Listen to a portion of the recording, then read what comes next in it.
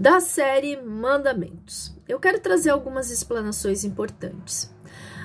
Os mandamentos que nós conhecemos hoje, as ordenanças que estão ali nas 10 palavras, nós temos depois ali a Parashá Mishpatim, né, da semana passada, que traz outros critérios, ordenanças, né, que aí nós temos em Levítico 18, que traz ordenanças também, que traz consequências. Nós vemos ali em Deuteronômios, Deus colocando a vida, a morte, a bênção, a maldição, e descrevendo e repetindo tudo de novo. Se você fizer isso, você será abençoado. Se você fizer isso, será amaldiçoado. Nada mais é do que estabelecimento de regras. E se a gente for olhar bem racionalmente, nós vamos ver que assim, é o que nós vivemos. Se eu fizer uma coisa errada, eu tenho consequências diante da lei. Existem muitas constituições que foram elaboradas com base na palavra de Deus, né? Os Estados Unidos é um exemplo. Toda a sua constituição foi baseada na palavra de Deus. Então, da onde que eles tiraram? Daquilo que já existia. Regras e leis para convivência na sociedade, que está descrito em todo o Pentateuco, não é mesmo? Então, assim, o Monte Sinai foi o redigir de um contrato aonde o Eterno dizia: para que eu seja seu Deus e opere milagres e te livre, te abençoe, aqui estão as regras. Foi assim, o oficializar daquilo que eles já sabiam. Ah, mas como é que eu vou saber que eles já sabiam? Antes de Moisés, ali na época dos patriarcas, a relação deles com o Eterno era pessoal, desde lá do Jardim do Éden. Essa relação, ela acontecia, você vai ver diversas vezes. O Eterno falou, o Senhor falou, falava diretamente com eles. Por quê? Porque a relação era pessoal, não existia um intermediador. Quando Moisés vem, Moisés se torna intermediador entre Deus e o povo. A pedido de quem? A pedido do próprio Moisés, do próprio povo. Fala tu com ele, porque se ele falar com nós, morreremos.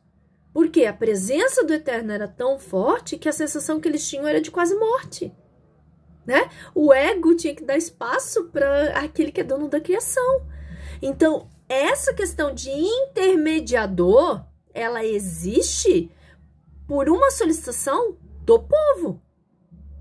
Então, Moisés foi, recebeu e trouxe ao povo, ó, as regras são essas, está escrito agora. Agora tá como assim, ó, tá juramentado, tá selado. Mas até então, era um relacionamento pessoal, aonde eles recebiam as instruções e a cumpriam. O Eterno, quando fez Adão e Eva no Jardim do Éden, ele visitava na viração do dia, que é de tarde para noite. Visitava Adão, conversava com Adão. Você acha que Adão não era instruído do que o Eterno queria dele, esperava dele e qual eram as suas obrigações? Claro que sim! Sabe? Então, assim, nós temos que entender que essas regras aqui, elas existem porque do Egito não saiu só o povo hebreu. Do Egito não saiu com Moisés somente aquele que o Eterno mandou Moisés resgatar. Não! Outros povos que viviam no Egito, inclusive egípcios, reconheceram o Deus de Israel como o único Deus. E em virtude disso, pediram para virem e se juntarem ao povo de Israel.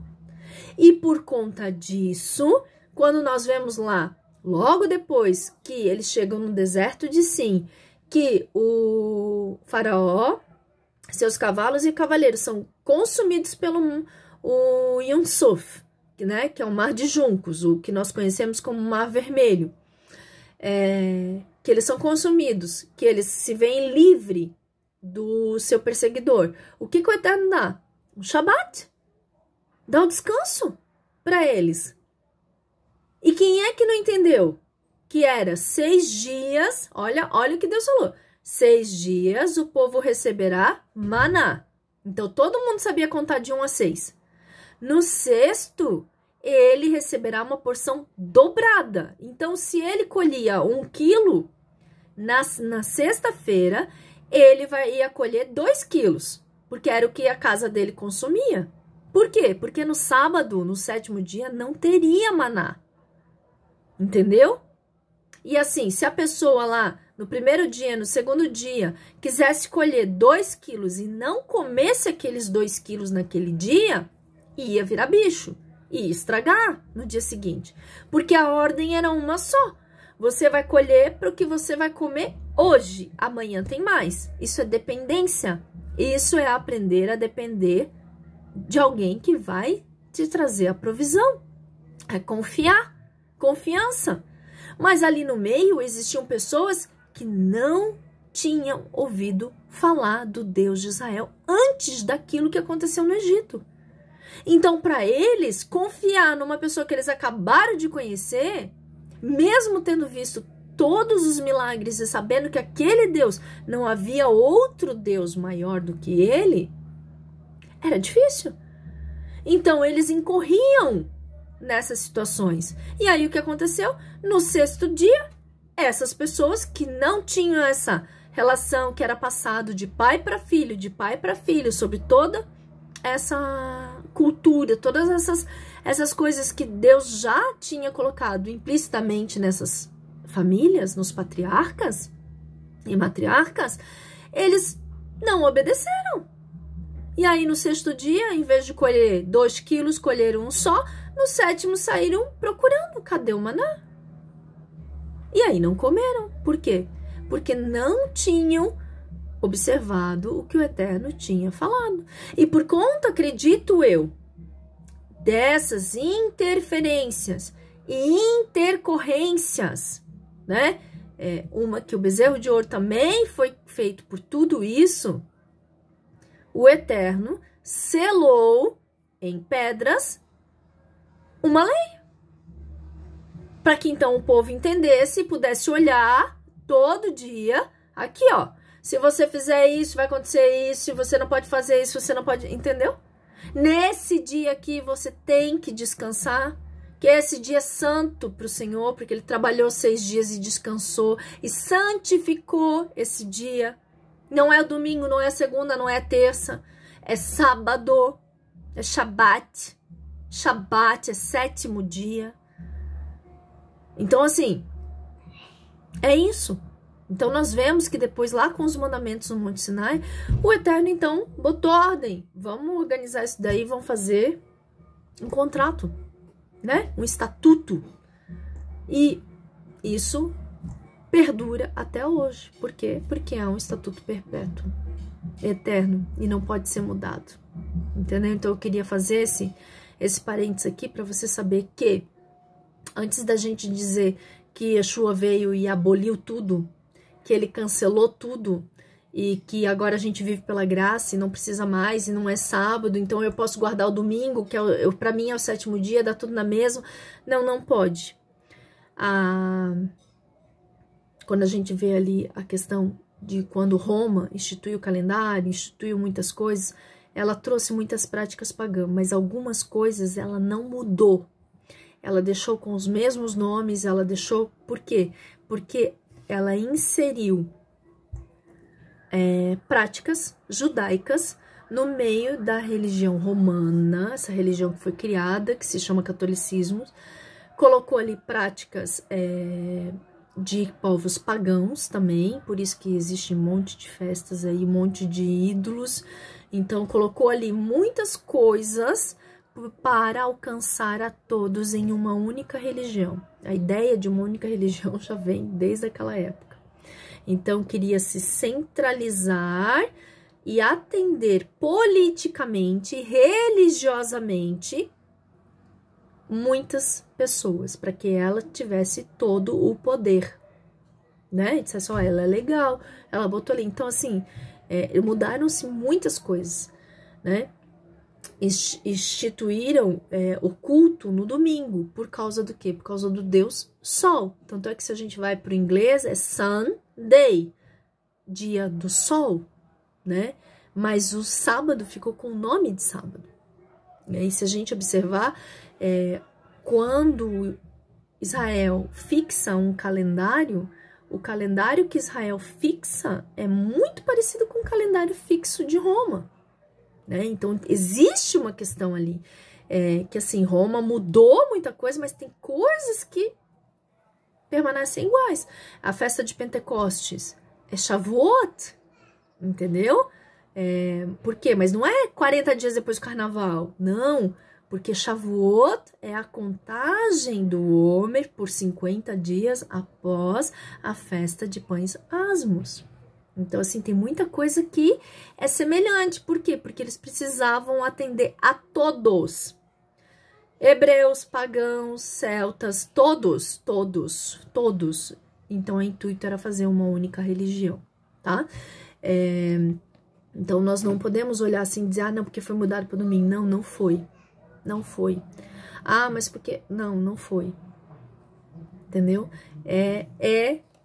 Shabat é o 7º dia, é o nosso sábado aqui. 6 dias nós trabalhamos, no 7º nós descansamos. Assim como as festas, né?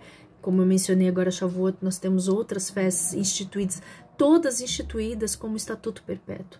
Jesus não veio abolir nada disso.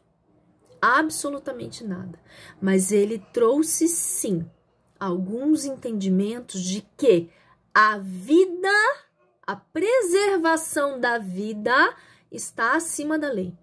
Por isso que você vê pessoas que trabalham em hospitais, polícia.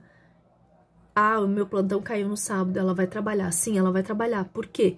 Porque a preservação da vida está acima de qualquer lei. Entende? Então, assim, não é uma coisa aleatória. E foi isso que Yeshua mostrou. Que a preservação da vida estava acima da lei. Do padrão que o farisaísmo tinha imputado para as pessoas. Então, nós temos que estudar a palavra de Deus, entendendo ela como ela é, tirando os óculos romanos que nos foi colocado por tanto tempo, principalmente nós aqui do Ocidente, né?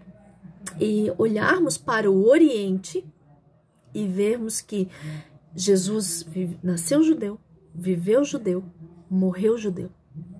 E ele disse muito claramente, não vim abolir, eu vim cumprir. E ele cumpriu. E ele cumpriu as festas, inclusive, né, quando ele se doou, era uma festa importante. Ele é a primícia, porque era uma festa importante, sabe? Então, assim, nós temos que parar de achar desculpa para não cumprir a palavra de Deus, né? E achar justificativa para apontar que a palavra de Deus está errada, ou que a minha interpretação ou a sua interpretação está errada, mas que a gente possa olhar para a palavra de Gênesis a Apocalipse e entender que isso daqui tudo se trata das bodas do Cordeiro, fala de uma família e fala de um casamento, fala de quando o noivo virá, fala de quando ser prudente, como as 10 virgens, de cuidar da sua botija, de enchê-la de azeite, de se preparar, porque o dia vai chegar. E todos, independente da sua religião, independente do seu credo, independente da sua raça, independente do seu poder econômico, todos nós vamos dar contas da nossa vida, não da vida do outro, mas daquilo que nós sabemos ou rejeitamos porque não estávamos afim, e daquilo que nós sabíamos e não praticamos, principalmente. Pense nisso, que o Eterno te abençoe e te guarde. Shalom, shalom.